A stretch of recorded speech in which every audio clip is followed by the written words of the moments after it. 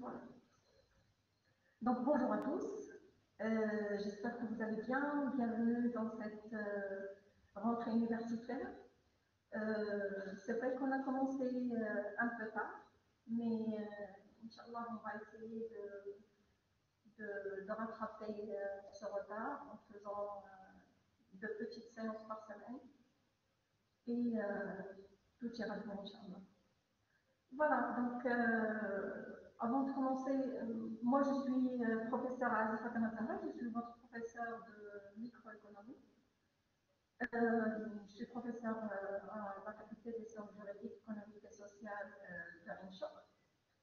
Et voilà, vous avez ici, vous pouvez noter mon contact si jamais vous avez des questions ou vous avez besoin de prendre contact avec moi. Et aussi, vous pouvez suivre ma chaîne YouTube où je mettrai toutes les vidéos par rapport au cours, peut-être des exercices, des choses en plus de ce qu'on va faire ensemble en direct. Je pense que ce sera plus facile comme ça. Ok, donc je vais commencer.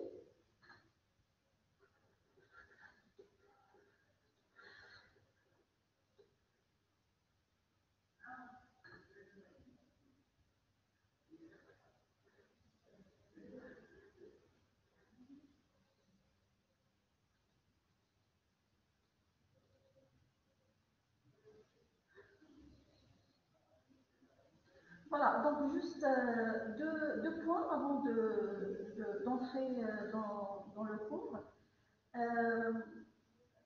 Le premier point, c'est que vous êtes des étudiants de première année. Certainement, il y a des économistes, des scientifiques et peut-être même des littéraires. Alors, je veux dire juste que les économistes vont sentir qu'ils sont plus à l'aise, qu'ils ont déjà vu ces cours de micro, de comptabilité, d'économie en général pendant les années de lycée. Et voilà, donc pour les économistes, c'est vraiment pas exactement ce que vous avez vu au lycée. Peut-être les deux premières séances, ça sera un rappel, mais après, on rentre vraiment dans des choses plus approfondies. Et pour les scientifiques et les littéraires, vraiment, c'est pas difficile. Ça veut dire que l'économie, c'est une matière qui est vraiment vivante. Et, si vous faites l'effort, il n'y aura pas vraiment de différence entre quelqu'un qui a fait l'économie et quelqu'un qui vient de découvrir la discipline. Donc vraiment, un peu de patience pendant les premières semaines et vous allez vous sentir très à l'aise parce que, comme je disais, l'économie est une science qui est vraiment, c'est une science sociale. Ça veut dire c'est des choses qu'on vit au quotidien.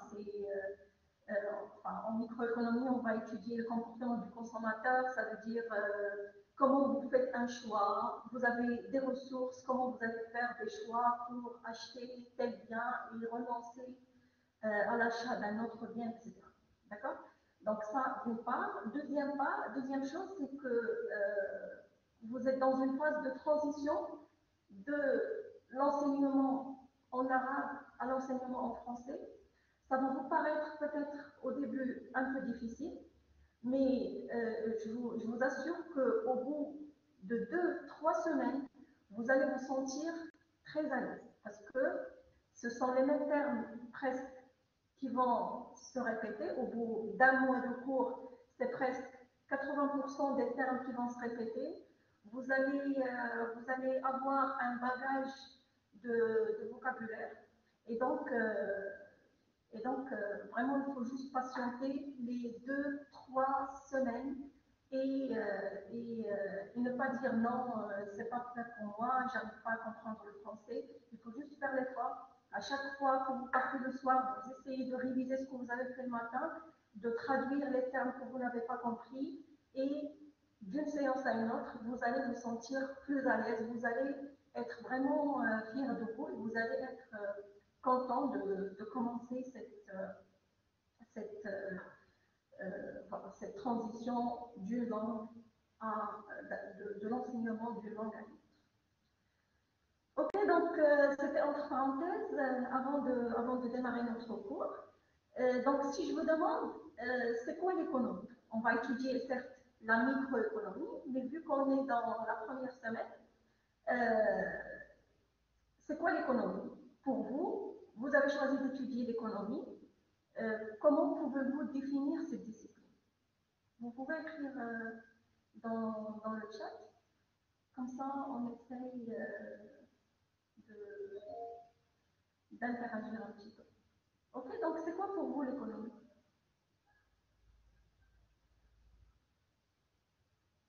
Ou bien quel est l'objectif quel est l'objet de la science économique? Pourquoi c'est intéressant d'étudier l'économie? Elle s'intéresse à quoi l'économie?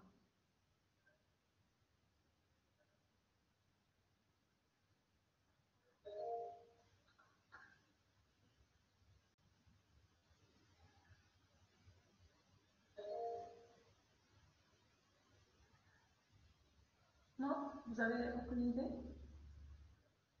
Ok. Donc, l'économie, enfin, l'objet de l'économie, c'est d'étudier comment, sciences d'administration, vous pouvez mieux expliquer votre idée parce que c'est pas très clair. En fait, l'économie, c'est la science qui étudie, tout simplement. Je ne sais pas, est-ce que je pourrais écrire sur le tableau? Est-ce que vous allez voir le tableau si j'écris? Je ne sais pas, la caméra, est-ce qu'elle peut afficher le tableau? Non? D'accord. Ok. Donc l'économie, c'est la science qui étudie comment on peut allouer des ressources limitées pour satisfaire des besoins illimités. D'accord? Pourquoi on dit que parce qu'on ne peut pas satisfaire tous nos besoins.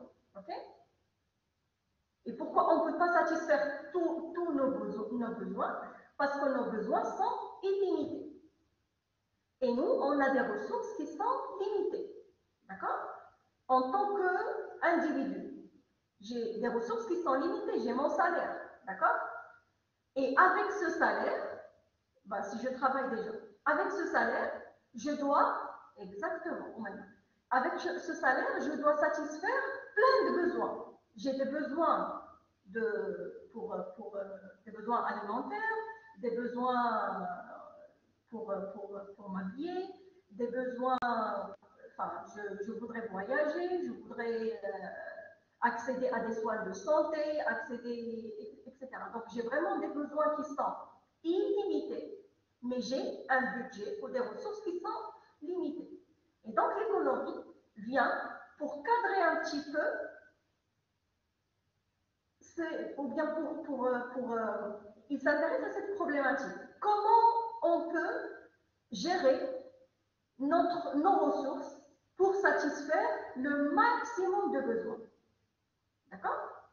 Et là, on parle, l'économie, elle est divisée en deux. La microéconomie et la macroéconomie. D'accord? La microéconomie, ça veut dire qu'elle explique comment gérer ses ressources limitées pour satisfaire ses besoins illimités au niveau de l'individu. En tant que consommateur, comment je pourrais gérer mon budget, ou bien en tant que producteur. L'entreprise aussi, elle a des ressources qui sont limitées, c'est les ressources capital et travail, il a un nombre limité de travailleurs et un nombre limité de machines. Il doit utiliser ça pour produire le maximum. D'accord? Donc la microéconomie, il s'intéresse à l'étude du comportement individuel des agents économiques. D'accord? Consommateur, on va étudier surtout le comportement du consommateur et du producteur. En tant que consommateur, on va expliquer c'est quoi le consommateur, producteur, etc. Mais consommateur, c'est Mustani. Okay?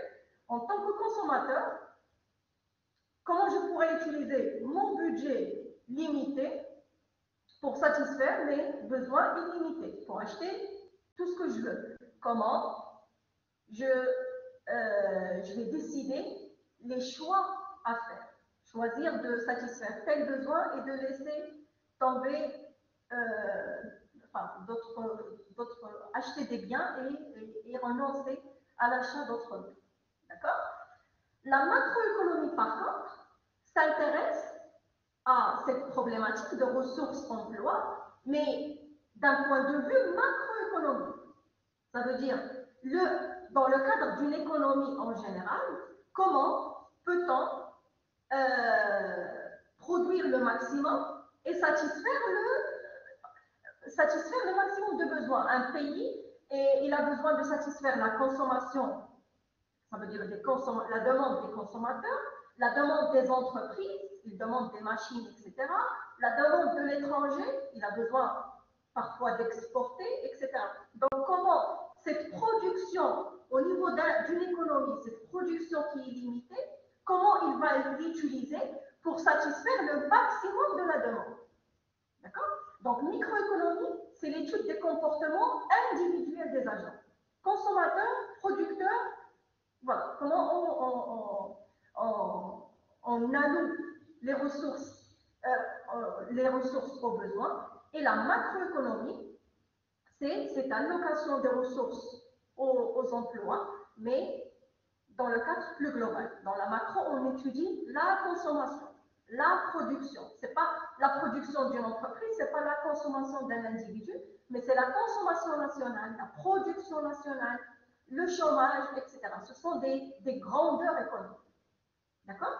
Et donc, nous, en microéconomie, vous allez étudier la macroéconomie le semestre prochain, mais maintenant, en microéconomie, on va étudier les comportements individuels.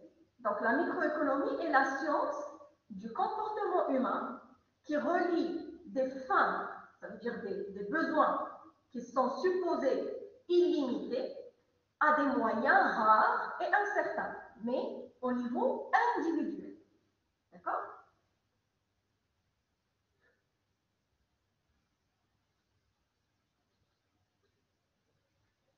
L'objet de la microéconomie, c'est l'étude du comportement humain individuel des agents économiques. Un agent économique, on va les définir par la suite, mais c'est surtout un consommateur et un producteur, c'est ça ce qu'on appelle les agents économiques. D'accord? C'est des agents qui participent à l'activité économique. D'accord? Donc, la microéconomie, elle étudie le comportement humain individuel des agents économiques en termes de leur capacité à utiliser de la meilleure manière possible les ressources dont ils disposent et qui sont rares pour satisfaire des besoins et des objectifs qui sont illimités. D'accord? Donc, j'ai des ressources qui sont limitées, qui sont rares, que ce soit un salaire si je travaille, un budget que me donnent mes parents si je suis encore étudiant, etc. Mais en tout cas, quelle que soit la situation du consommateur, il a un budget qui est limité. عافاكم بغيت نسولكم انا دخلت الحصه ولكن الصوت ما كيتسمعش واش غير بوحدي ولا كيفاش يلا طيب اخرى السلام عليكم عافاكم بغيت نسولكم الصوت عندي ما كيتسمعش ولا بوحدي ولا كيف السلام عليكم بغيت نسولكم الصوت عندي ما كيتسمعش واش بوحدي ولا كيفاش S'il vous plaît, est-ce que vous m'entendez? Je vois des commentaires que des étudiants n'entendent pas l'audio. Donc c'est bon. Ok, donc mademoiselle, je ne sais pas qui a parlé maintenant, mais je pense que vous avez un problème de micro. Il a صوت ضعيف. Vous me dites, comme ça je parle un peu plus haut. Je ne sais pas.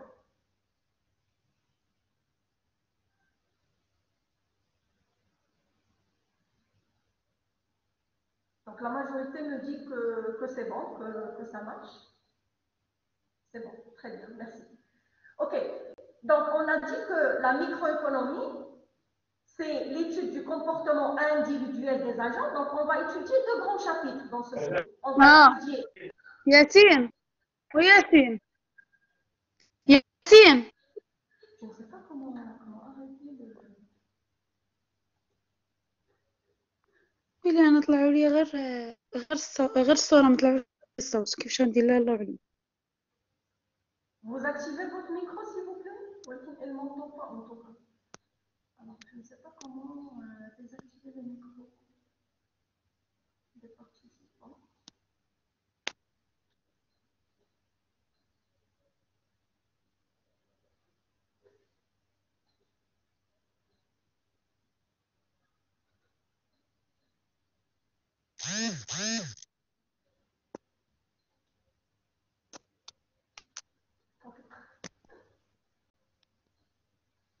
Le live, normalement, il est en train d'être enregistré. Donc, vous inquiétez.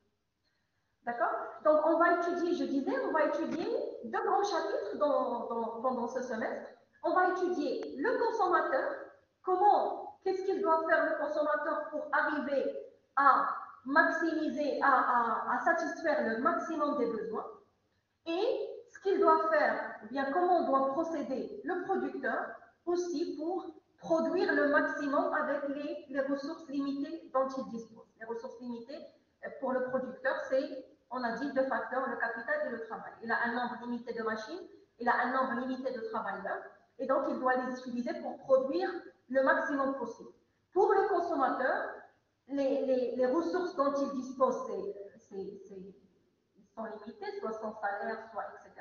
Et il doit les utiliser aussi pour acheter ou bien acquérir le maximum de biens ou de services. D'accord. Donc, deux grands chapitres. Consommateur, comment gérer ses ressources, et producteur aussi, comment gérer ses ressources de la meilleure manière possible. D'accord.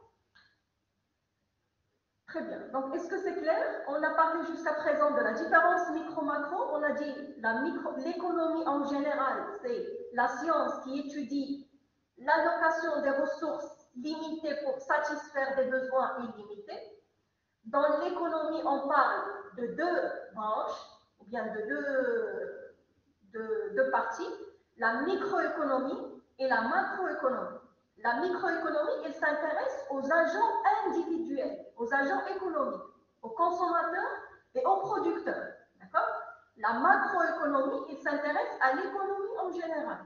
Comment gérer la production nationale, comment gérer la consommation nationale, le chômage, etc. C'est des agrégats au niveau d'une nation. Mais nous, on s'intéresse, on va étudier la micro. On va étudier comment le consommateur va faire ses choix et comment le producteur va faire ses choix également. Quelle chose? Il est en train, le live, il est en train d'être enregistré, donc vous inquiétez. Vous aurez l'enregistrement par la suite. Très bien. Donc, on va passer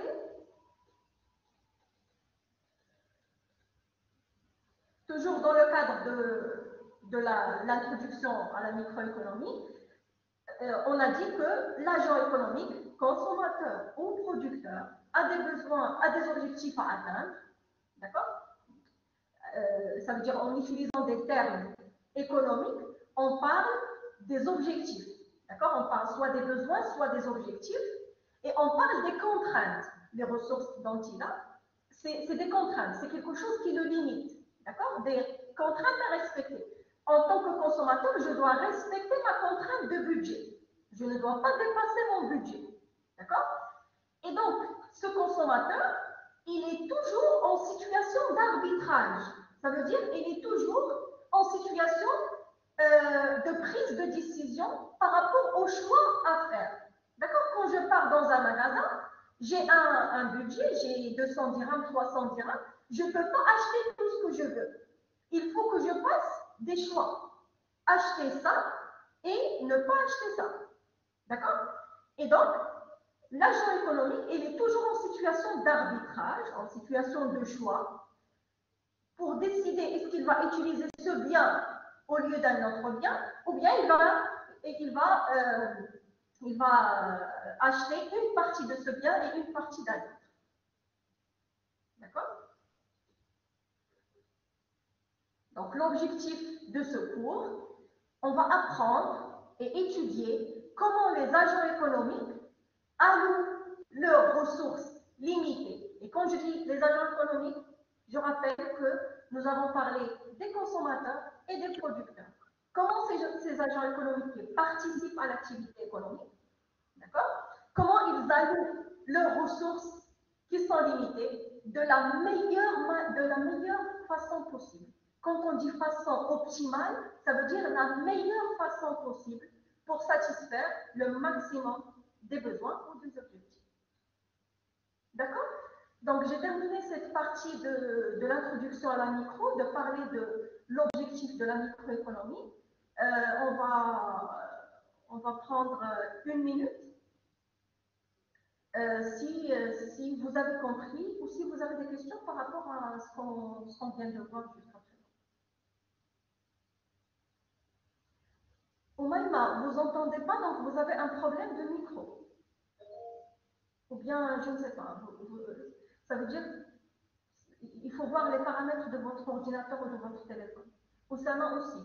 Je suis désolée, mais il faut voir les paramètres de votre appareil.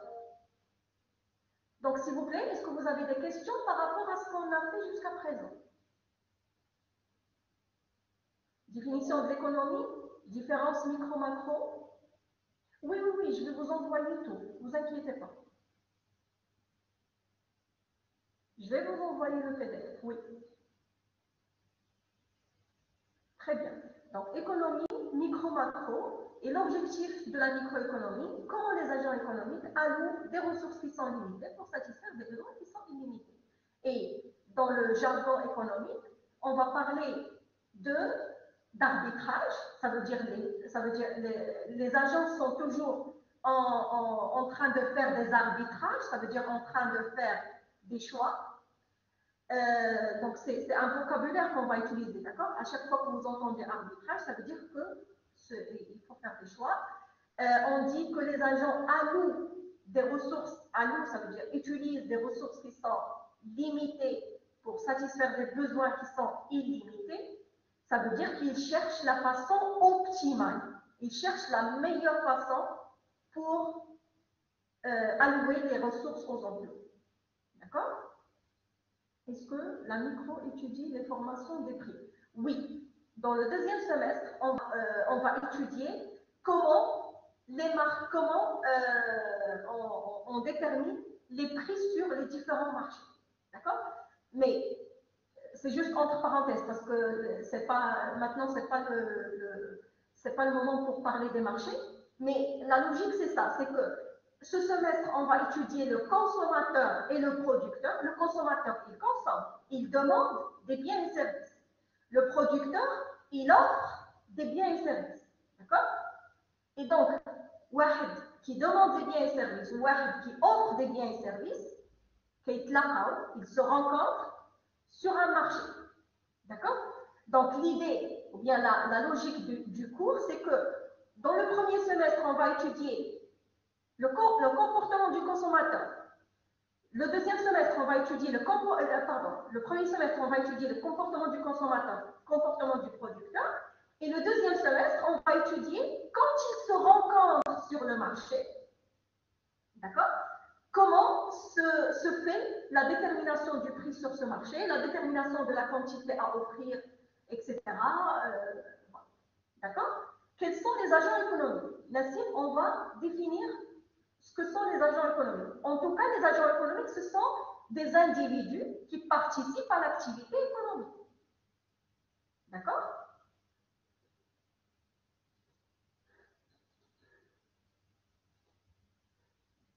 Très bien. Donc, le plan de la séance, on vient d'introduire le cours. On va étudier des concepts de base et des hypothèses de la microéconomie dans la définition de ce que sont les agents économiques. Et on va commencer nos deux grandes parties.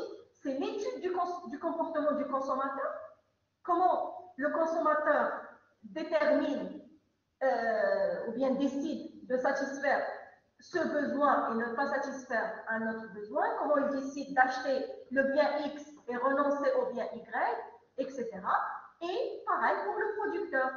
Quelle est la démarche qu'il suit pour décider est-ce qu'il va satisfaire, quelle est la démarche suivie pour décider la quantité du travail à utiliser et la quantité du capital à utiliser pour produire le maximum. C'est clair? Prof, c'est quoi la relation entre préférence du consommateur et contrainte? D'accord. Ouais, je vais répondre à la question. Est-ce que c'est juste clair par rapport au plan du cours? On va étudier des concepts de base. Qu'est-ce qu'un agent économique? Qu'est-ce qu'on suppose? Quelles sont les hypothèses sur cet agent économique, etc. Et après, comment le consommateur fasse ses choix, sur quelle base on décide d'acheter ses biens et de renoncer à d'autres biens, et idem pour le producteur, comment il décide d'utiliser telle quantité de travail, telle quantité de capital, et l'objectif des deux agents, c'est de maximiser la satisfaction ou la production. Ok? Donc maintenant, je réponds à la question de Samar. C'est quoi la relation entre préférence et contrainte? Préférence du consommateur, c'est-à-dire qu'est-ce qu'il préfère. D'accord? Contrainte, liée à la. D'accord? Qu'est-ce qu'il faut respecter? Il y a des contraintes à respecter. Moi, en tant que consommateur, j'ai une infinité de besoins. Je veux acheter des ordinateurs, des téléphones, je veux acheter un téléphone, je veux acheter des habits, etc. J'ai des besoins qui sont illimités. Mais j'ai des contraintes. Je ne peux pas dépasser mon salaire.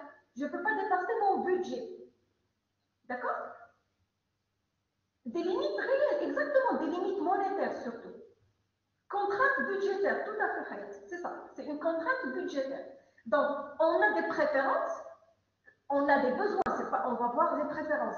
On a des besoins, d'accord? Et on a des contraintes. Besoins qui sont illimités, je veux acheter tout, mais j'ai une contrainte budgétaire qui ne me permet pas de satisfaire tout ce que je veux. Des obstacles, des contraintes, des limites, des choses qui limitent ma liberté et ma capacité de satisfaire tout ce que je veux. C'est clair? Par contre, préférence, c'est je préfère ça et je préfère pas ça. D'accord? C'est ça. Préférence, qu'est-ce que je préfère? X ou Y. D'accord?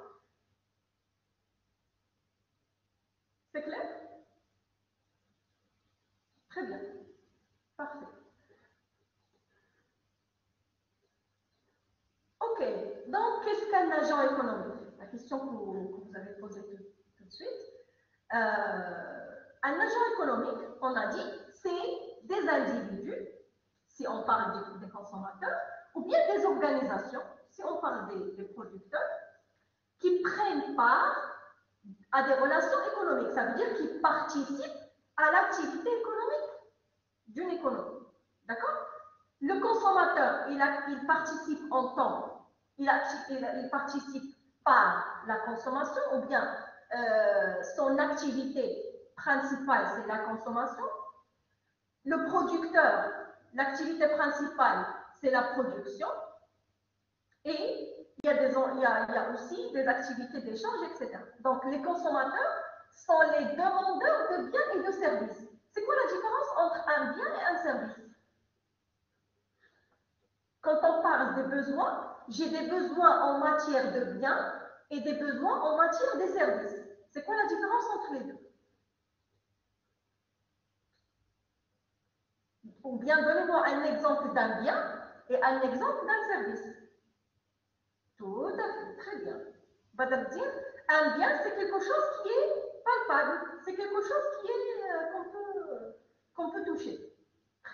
c'est un bien matériel. Parfait. Un service, mais certes, un service, il doit être payé, mais le bien aussi, il doit être payé. Ce n'est pas uniquement le service qui doit être payé. Le bien est matériel, très bien. C'est quelque chose qu'on peut acquérir, qu'on peut toucher. Par contre, le service, c'est un service, d'accord? J'attends que vous me donnez des exemples euh, pour donner la définition complète. Un bien, c'est quelque chose qui est tangible, d'accord, qu'on peut acquérir, d'accord. Un stylo, un cahier, un agenda, un ordinateur, un téléphone, etc. D'accord. Donc il y a voilà, ce sont des exemples de biens, très bien, comme le lait, exactement, téléphone, excellent, voiture, maison, vêtements, parfait, très bien. Maintenant, un exemple de service. Et il y avait juste quelqu'un qui dit que le service, il doit être payé. Les deux, ils doivent être payés. Quand on veut acheter une voiture, on doit la payer. C'est un bien, mais il doit être payé. Un service, exactement. Les journalistes, ils nous donnent de l'information. C'est un service. Les opérateurs téléphoniques, très bien, c'est un service. On paye un service, d'accord? Quand on paye notre facture d'électricité, d'eau, notre facture d'électricité, de téléphone, etc., on paye un service. Quand on achète un ticket de train, c'est un service, d'accord? On ne devient pas propriétaire du train, mais on achète juste le service, d'accord? Parfait. Téléphone, on paye Internet, c'est un service, on paye l'électricité, on paye, comme je disais, le ticket de bus, etc. Ça veut dire on ne s'approprie pas de quelque chose, mais on a payé le service. On peut dire un bien, c'est tout ce qui est produit par le producteur. Oui, mais le service aussi, il est produit. C'est juste question de tangible, intangible. On peut le toucher, on peut s'approprier d'un bien, mais le service, on ne s'approprie pas de quelque chose, mais c'est un service qui est rendu par quelqu'un et donc je dois payer un montant en contrepartie. Les taxes, exactement. Service transport, la livraison. La livraison, c'est un service. Excellent. Très bien. Vous payez. Donc, la livraison, vous payez le montant du. Par exemple, vous avez demandé un pizza. Vous payez le bien qui est ce que vous avez acheté et vous payez aussi la livraison qui est le service. Les écoles, vous payez le service, etc. Excellent. Très bien. Donc, c'est ça. D'accord? Alors, on a dit que les agents économiques, ce sont des individus ou des organisations qui participent à des relations économiques, qui participent à la consommation, à la production, à l'échange, etc. Les consommateurs, donc, sont des demandeurs. Ils demandent, ils ont besoin de biens et services, et ils les achètent auprès de qui? Il faut, puisqu'il y a quelqu'un qui demande des biens et des services, il faut, dans l'autre côté, qu'il y aura quelqu'un qui offre ses biens et ses services. D'accord? Et c'est essentiellement les entreprises qu'on appelle producteurs. D'accord?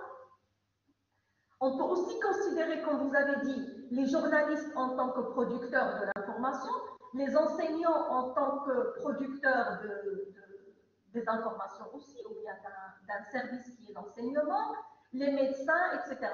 Mais dans le cadre de ce cours, on s'intéresse vraiment aux entreprises. Le producteur, c'est quelqu'un qui utilise les facteurs de production, qui utilisent le capital et le travail pour produire des biens ou des services. D'accord? Donc, on va s'intéresser plus particulièrement aux entreprises, des unités qui utilisent les facteurs de production, travail et capital. Capital, c'est les machines.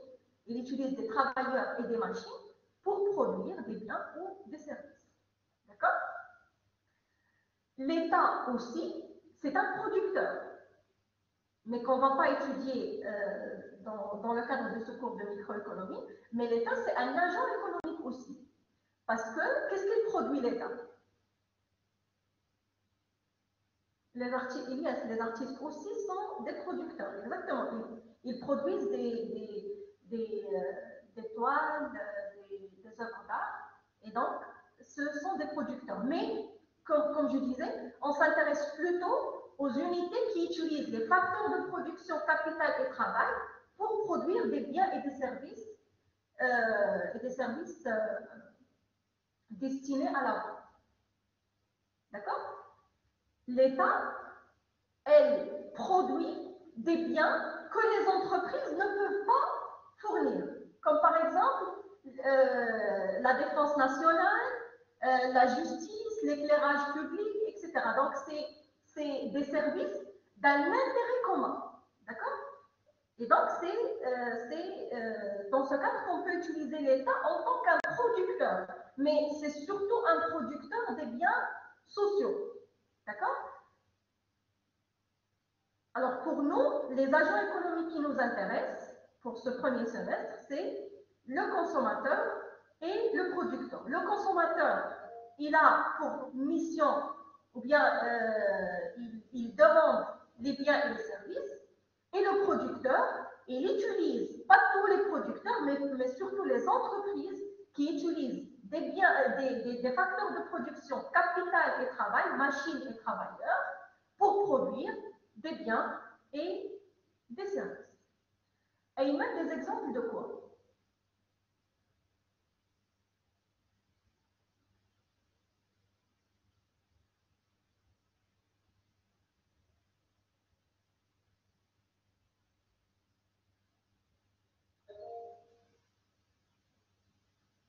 Ayman, je donne des exemples par rapport à quoi?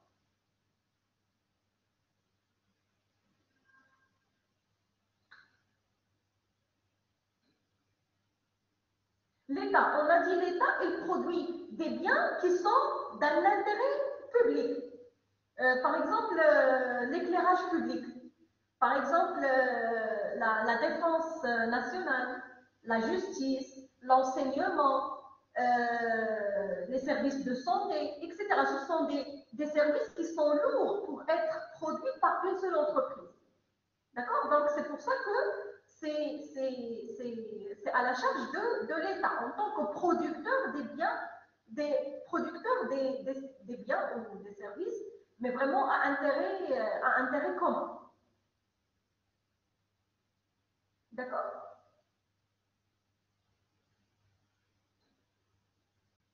Exactement, les infrastructures, c'est ça, exactement. Hiba, c'est les infrastructures. Ok? Les infrastructures, les écoles, les hôpitaux, les routes, etc. Ça, ce sont des productions qui sont vraiment lourdes. D'accord? Et donc, c'est l'État qui s'en occupe. Okay? On va étudier, nous, deux grands agents économiques, le consommateur qui a dans l'activité principale et la consommation, la demande des biens et services, et les producteurs, les entreprises, dont la mission principale est la production des biens et services marchands, c'est-à-dire destinés à la vente. Exactement. Très bien. C'est clair pour les agents économiques?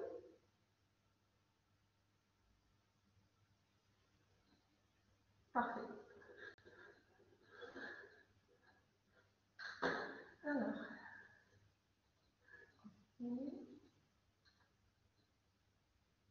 Très bien. Donc, dans le cadre de la microéconomie, on travaille selon, ou bien on utilise un principe général, c'est le principe de l'individualisme méthodologique.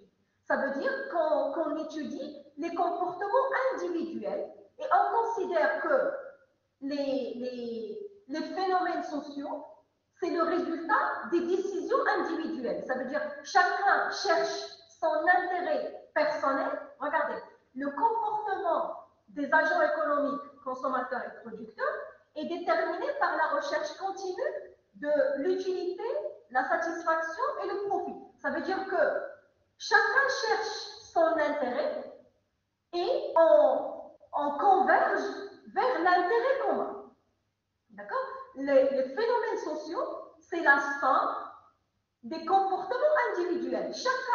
Si chacun suit son intérêt personnel, ça c'est une hypothèse de la microéconomie, que chacun cherche son intérêt individuel et on se retrouve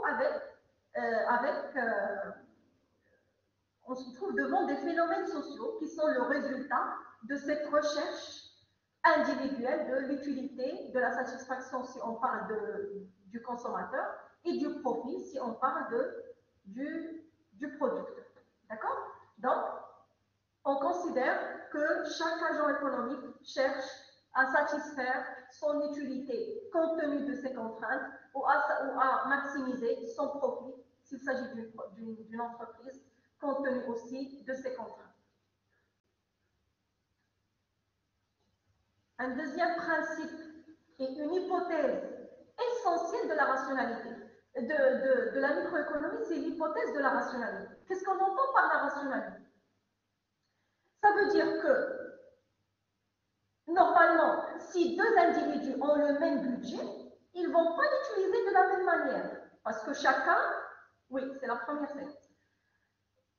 Si deux individus ont le même budget, ils ne vont pas l'utiliser de la même manière. Il y a le premier, par exemple, il va préférer le bien X, et le deuxième, il va préférer le bien Y. D'accord? Je réponds à vos questions à la fin. L'IBA Rasmalier, c'est le capitalisme.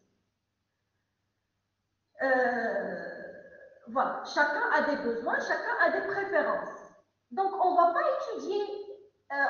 étudier la décision de chaque individu, mais on va étudier et définir une démarche que chaque individu va suivre pour prendre une décision qui lui est propre. D'accord? Donc, la démarche qu'on va étudier, c'est une démarche qui est valable à tous les agents économiques. D'accord? Mais chacun selon ses préférences. Pour le même budget, il y a quelqu'un qui va préférer un panier de biens, ça veut dire un ensemble de biens, il y a un autre qui va préférer un autre ensemble, un autre panier de biens. Mais nous, en microéconomie, on va juste comprendre la logique derrière les calculs que le consommateur va faire. Comment le consommateur va procéder, quels sont les calculs qu'il va faire pour arriver à la meilleure décision possible. D'accord? Donc, on suppose, en microéconomie, on suppose que les agents économiques sont rationnels. D'accord? Ils font des calculs. Ils ne décident pas comme ça. D'accord? Mais ils sont capables de faire le meilleur choix. Et comment faire ce meilleur choix? En comparant les avantages et les coûts. D'accord? Si je veux venir à la fac, par exemple, j'ai deux choix. Prendre le bus ou prendre... Oui, je vais réexpliquer. Si je veux venir à la fac, j'ai deux choix. Prendre le bus ou prendre un taxi. N'est-ce pas? Alors, qu'est-ce que je fais pour choisir le meilleur moyen de transport? Je fais une analyse des avantages et des coûts. Quel est l'avantage si je prends le bus? Quel est l'avantage et quel est le coût? Qu'est-ce que je gagne et qu'est-ce qui n'est pas vraiment parfait quand je prends le bus? Par rapport au taxi, par rapport à un taxi, très bien, excellent. Alors, parfait, excellent. Donc, quand je prends le bus, l'avantage, c'est que le prix n'est pas trop cher, mais l'inconvénient, c'est que ça peut demander plus de temps. D'accord? Par contre, prendre un taxi, c'est certes plus cher, mais peut-être je vais payer un montant qui est plus faible. D'accord? Et c'est peut-être plus confortable. Exactement. Donc, c'est ça. On fait des choix selon nos préférences et on fait des choix selon nos contraintes. Si j'ai une contrainte de temps, j'ai un examen ou j'ai un cours, je dois arriver dans 20 minutes et le trajet est un peu long, je suis obligée à prendre le taxi parce que j'ai une contrainte de temps. Il faut que j'arrive rapidement. Si j'ai pas une contrainte de temps, je peux prendre le bus. Donc, qu'est-ce que je fais? Je fais le meilleur choix en comparant les avantages et les inconvénients. L'avantage, c'est ça, l'inconvénient, c'est ça. Qu'est-ce qui est le meilleur choix pour que je me rende à temps pour assister à mon cours ou pour l'essentiel pour satisfaire mon besoin. D'accord? Donc c'est ça. On suppose que l'agent économique, s'il vous plaît, rappelez-vous très très bien de cette hypothèse qui est hyper intéressante, c'est l'hypothèse de la rationalité. Les agents économiques sont supposés rationnels. Ok, ils font des calculs. Ils essayent de faire le meilleur choix. Ils réfléchissent avant de choisir. Et comment ils font ces calculs? En comparant les avantages et les inconvénients de chaque choix. Le premier choix, je fais une liste, voilà l'avantage, voilà l'inconvénient. Le deuxième choix, avantage, inconvénient. Compte tenu de mes contraintes, je fais le meilleur choix possible. D'accord? Exactement. Donc, on dit que l'agent économique est capable de faire un calcul économique optimisateur. Optimiser, c'est choisir le meilleur, prendre la meilleure décision possible. Donc, l'agent économique est capable de faire un calcul économique optimisateur. On l'appelle l'agent économique qui est rationnel, qui fait des calculs économiques basés sur des analyses d'avantages et de coûts. On l'appelle un homo economicus. D'accord? Donc, un homo, un agent, mais qui est économique, qui est rationnel, qui fait des calculs et qui essaye il essaye de prendre la meilleure décision possible. C'est clair?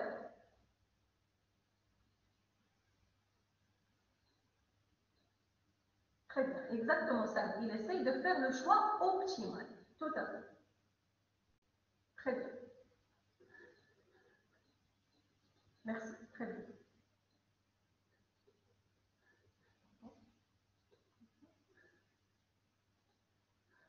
OK. La deuxième, on va pas commencer maintenant l'étude du comportement du consommateur, on va la laisser à la séance prochaine. Mais il y a une autre hypothèse qui est essentielle en microéconomie, c'est l'hypothèse ce qu'on appelle le raisonnement à la marge. Ça veut dire quoi? Raisonnement à la marge, ça veut dire que le consommateur ou le producteur, il raisonne en termes d'une unité supplémentaire. Ça veut dire, qu'est-ce qu'on dit? Un mono-économiste, c'est juste. C'est pas un mono-économiste, mais un homo-économicus, c'est un agent économique qui est rationnel, qui est capable de faire un calcul économique optimisateur. D'accord? Un calcul économique pour prendre la meilleure décision possible.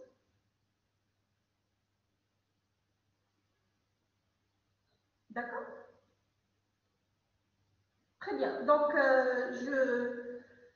on peut discuter par rapport à ça pour le moment, avant de passer à autre chose. Est-ce que vous avez des questions par rapport à ce qu'on a vu jusqu'à présent? Donc, on a parlé de la différence entre biens et services, la différence micro-macro, l'objectif de la microéconomie, l'hypothèse, quels sont les agents économiques, Ces agents économiques sont supposés rationnels, ils comparent les avantages et les inconvénients de chaque choix. Qu'est-ce qu'on a vu aussi?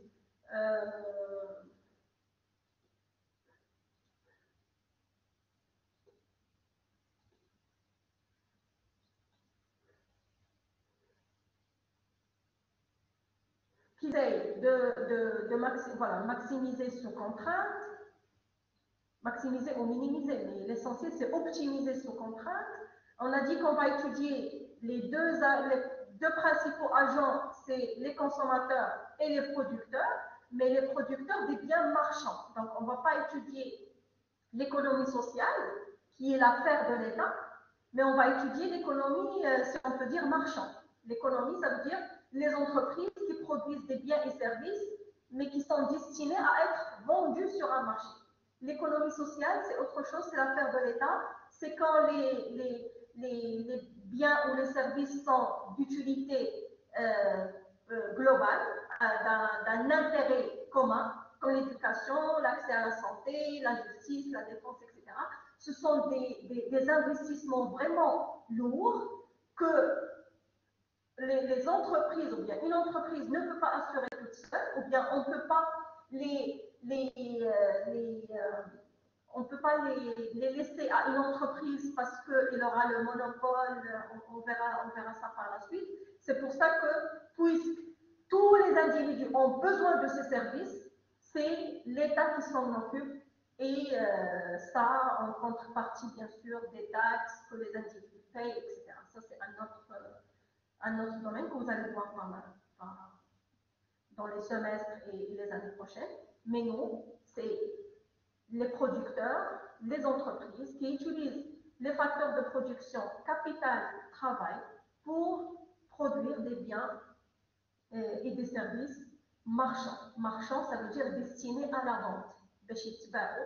Un marché en contrepartie de l'argent, tout simplement. L'économie politique, c'est la macroéconomie que vous allez voir en deuxième semestre. D'accord? Vous allez voir le raisonnement d'un point de vue de l'État. D'accord? Ce n'est pas l'agent économique dans ce cas, c'est l'État qui doit décider combien il faut produire, combien pour satisfaire la consommation totale, quelle sera la production au niveau de la nation, pour satisfaire la consommation, l'investissement, c'est-à-dire la demande des entreprises, les exportations, qui est la demande étrangère. D'accord? Qu'est-ce que ça veut dire? Raisonnement à la marche. Oui, raisonnement à la marche, ça veut dire je raisonne en termes de la dernière unité à consommer ou à produire. Ça veut dire, en tant que consommateur, je dis, j'ai un dirham, j'ai un dirham supplémentaire. Et je dois prendre la décision, est-ce que je dois l'investir pour acheter une unité supplémentaire de X ou une unité supplémentaire de Y? C'est ça le raisonnement à la marge. Je raisonne à chaque fois en termes de la dernière unité. J'ai un budget, est-ce que je vais ajouter une unité de X ou une unité de Y? D'accord? On va voir ça en détail quand on commence l'étude du comportement du consommateur, les deux chapitres suivants. Mais c'est ça l'idée du raisonnement à la marge.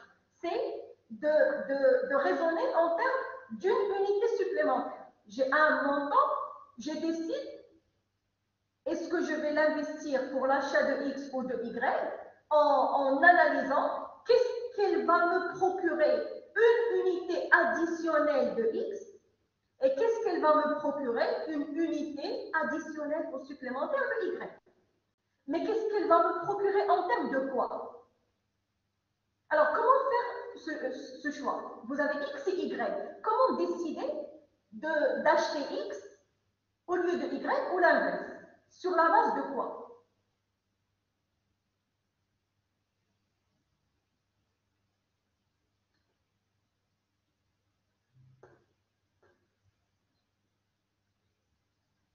Non, vous avez un budget. D'accord? Vous avez un budget, par exemple, vous avez 100 dirhams. Et il faut décider est-ce que vous allez acheter X et Y, sachant que X et Y, les deux coûtent par exemple 60 dirhams. Les deux ont un prix de 60 dirhams. Comment décider que c'est X plutôt que Y ou l'inverse? Alors, il y a une réponse qui est correcte. Supposons que c'est la même qualité, Iman iranien. Supposons que c'est la même qualité, mais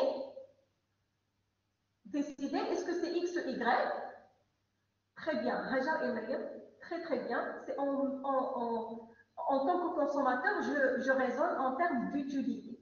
Qu'est-ce qui est plus utile pour moi? D'accord? Est-ce que c'est X ou est-ce que c'est Y? En fonction des besoins, j'ai besoin des deux. D'accord? J'ai besoin de X et de Y. Mais pour décider, vu que mon budget ne me permet pas d'acheter les deux, il me permet d'acheter juste un seul. Donc, pour prendre la décision, je raisonne en termes de l'utilité de chaque bien. Si X est plus utile pour moi que Y, alors j'achète X. Si c'est l'inverse, j'achète Y.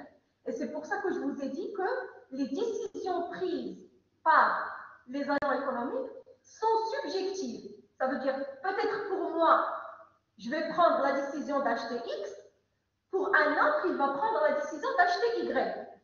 Parce que c'est personnel, c'est subjectif. D'accord? Donc, c'est la notion de l'utilité qu'on va voir en détail la séance prochaine. C'est l'utilité.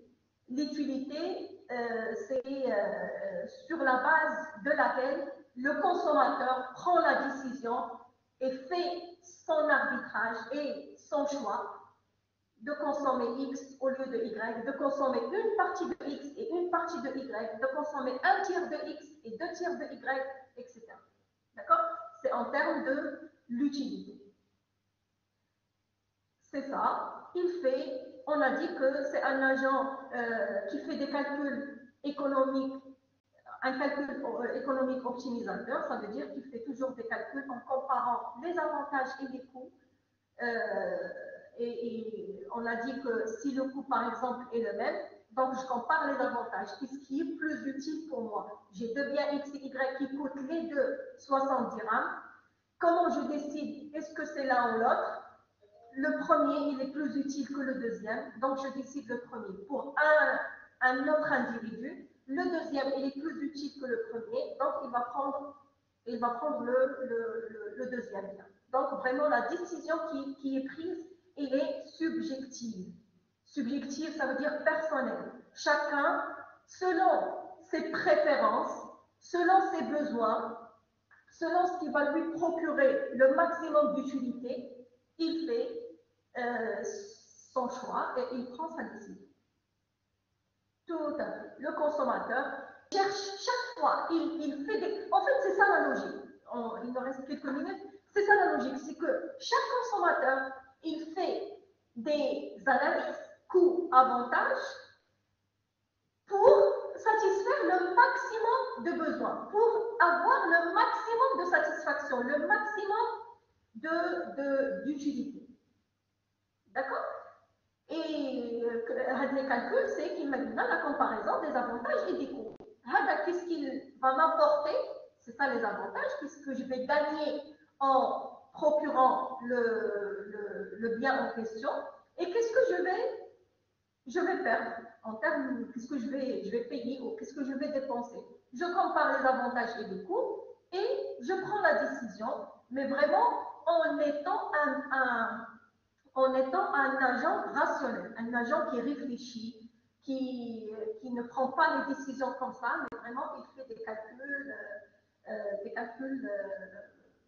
voilà, des calculs économiques. Maximiser son utilité? Non, ça, c'est bien de maximiser son utilité, mais en minimisant le revenu, en minimisant le coût, en minimisant les dépenses, ce qu'il va dépenser. Mais le revenu, ce que tu gagnes, le revenu, ça veut dire ton budget, tu as toujours intérêt à ce qu'il soit le maximum.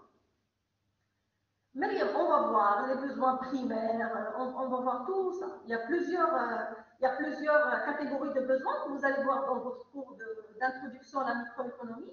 Il y a les besoins physiologiques, il y a, et les besoins sont classés. Ça veut dire qu'il y a des besoins qui sont de base.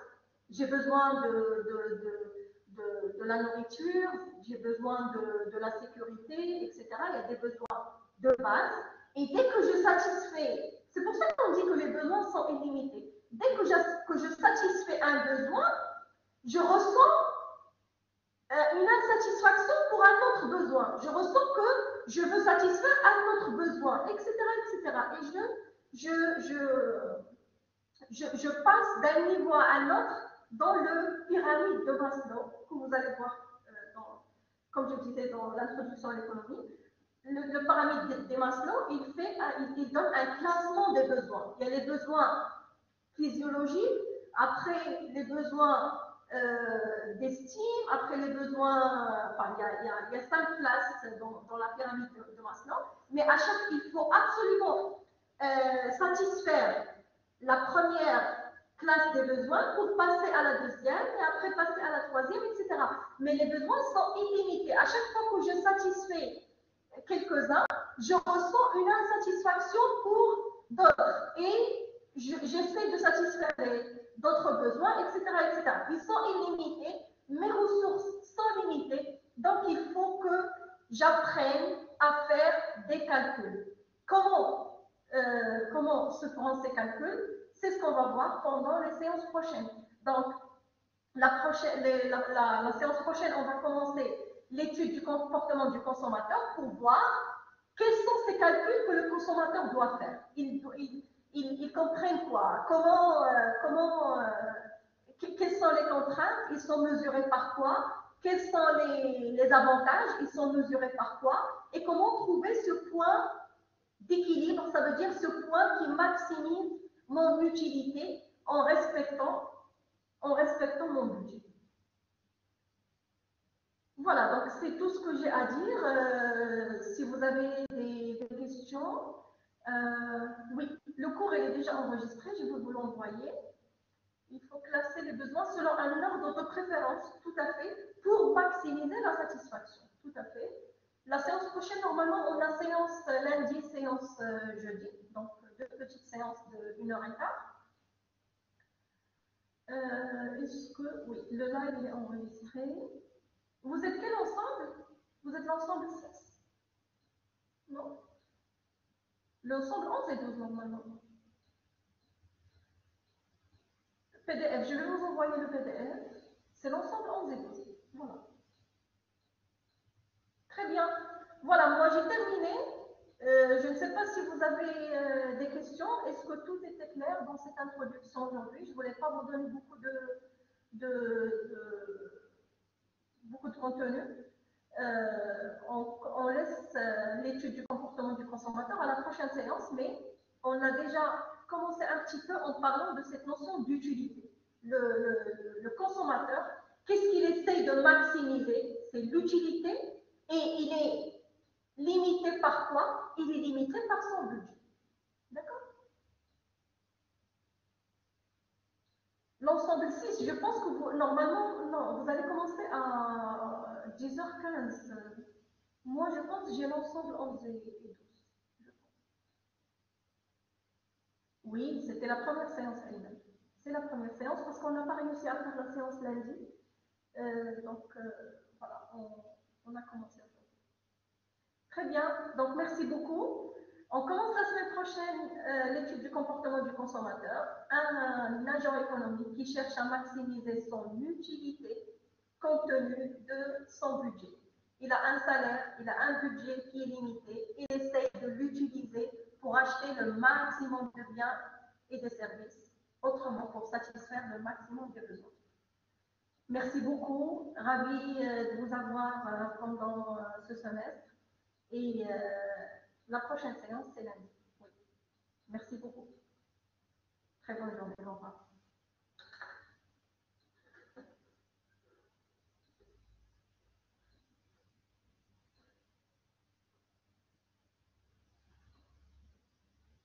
Oui, le PDF, je vais le mettre sur le NT après l'après-midi. D'accord? Allez, très bonne journée.